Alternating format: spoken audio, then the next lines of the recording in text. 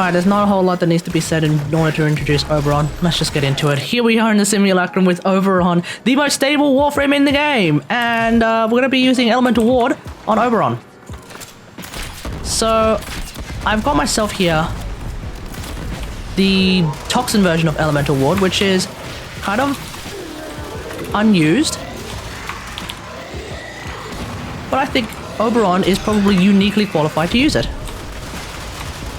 If you look at Oberon and his kit, he is already able to use essentially the heat and cold version of Elemental Ward, which does give him an opportunity to play around with something else for a change, you know? And one of the things that Toxin Elemental Ward does is it increases the reload speed of my weapon. Now, normally I already have a reload mod on my Kuva Brammer, but this case I do not. I'm able to shoot it this quickly, but afterwards I'm not able to shoot it that quickly. And that does kind of make a difference, especially for weapons that have an even slower reload speed. So let's have a look at the build that I'm using when it comes to Oberon, and then I'll have a look at some of the other elementals. Here is the build for Oberon.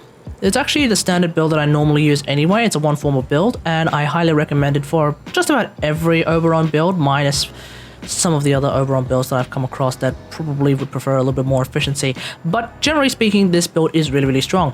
The main thing that drives Oberon to be such a powerful warframe is that he's a rage tank. So being able to get a lot of energy means that you don't necessarily need to put a whole lot of emphasis on efficiency. That being said though, I still prefer having Streamline anyway, just so that I don't run out of energy instantly regardless. Otherwise, we're able to heal a lot with his renewal, and for anyone who's curious about the numbers when it comes to Elemental Ward, here they are. Feel free to pause the video to check them out. So, one more thing to note about the Toxin Elemental Ward when it comes to Oberon is that it also gives a Toxin proc that is really, really strong. For example, against a Corrupted Heavy Gunner and an Amalgam Archer Hecate. There we go. There's the Elemental Ward.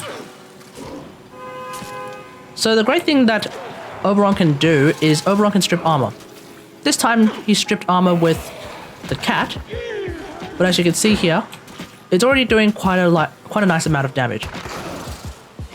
It's not the be-all end-all, and therefore if you bring a weapon that does a lot of viral procs, or a cat like the Panzer of Open Fire, that Toxic proc is going to do a lot of damage. Now, a lot of the other elementals are really, really useful as well. Everyone's favorite go-to is of course the heat one, which of course gives us some extra health. In this case, it'll bring our health up to 1500 rather, and 23, so that's really, really good.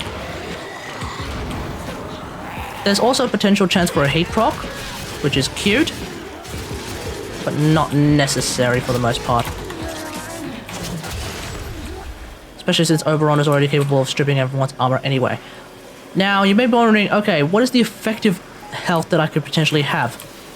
Well, considering that Oberon is capable of also giving himself armor, in this case 479 armor, the math comes out, when you do it all, to around about 4,698 effective health. That's a lot of effective health. That does mean that if you were to go up against enemies that weren't just completely and utterly wrecked by, say, the Proboscis Sonos for a second, my guy is somewhat tanky. Not exceptionally tanky, but still somewhat tanky before Phoenix Renewal kicks in. So just keep in mind that you do have options when it comes to tanking as Oberon if you were to just stick to the good old-fashioned heat version of Elemental Ward. But otherwise, same old, strip their armor, crowd control, do whatever you wish, because you're basically not really going to die for the most part. Unless of course you run out of energy, or you actually get hit by a bomb to the face.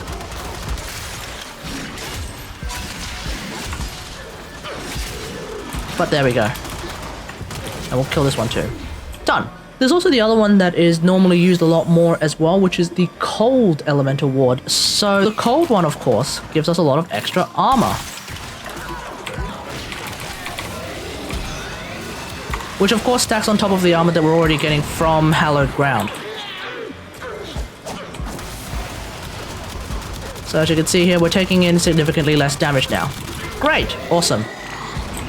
So I've done the math. The effective health from using Cold Elemental Ward does only come out to about 3,854 as opposed to the 4,000 and nearly 700 coming from the Heat Elemental Ward.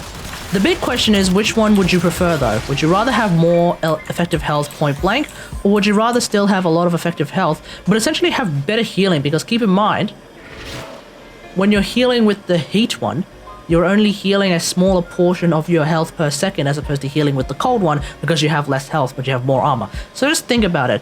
Either I think is a perfectly fine solution if you're worried about tankiness when it comes to Oberon. Now we have the final one, which is of course electric, which I don't think is ever really used in a lot of chroma builds in particular. So definitely going to be useful on Oberon. I mean, sure, Oberon's not necessarily a shield-based Warframe, but that's okay. We still get quite a nice amount of shields anyway. But the big thing, of course, is that the shield one, i.e. electric, does give us some extra crowd control. Now, potentially this one is not as necessary on Oberon, but I would argue that even on an extermination mission though, or a mission where you are moving around a lot more than, say, a survival or a defensive mission, you might find that the electric elemental ward is probably more useful for your purposes because it's easier to just run up to someone and then they're just shocked. Done. As far as I can tell, you don't actually need to have shields in order for an enemy to get shocked either. So every so often, someone will get shocked. Oh, that's right. There we go. Now someone got shocked. So instead of having to like burn energy to make another hallowed ground every so often, you could just run around with electric elemental ward, and people are just gonna get crowd controlled regardless. So something to think about. It's not absolutely necessary, and it's probably not as strong as the other three, but I would argue it still has its absolutely really useful use. So that's pretty much it. Really straightforward build, but for probably now an even more versatile Warframe than ever before. Oberon has always been like the most stable Warframe, the Warframe that can do just about everything, and now with Elemental Ward he can do even more of everything, so I think that's really good. So to summarize, if you really need tankiness, you could potentially choose between either heat or cold elemental ward to give you extra health or extra armor. There's a potential that the extra armor one might be better value overall, but you will get more effective health from the extra heat one though, so just keep that in mind.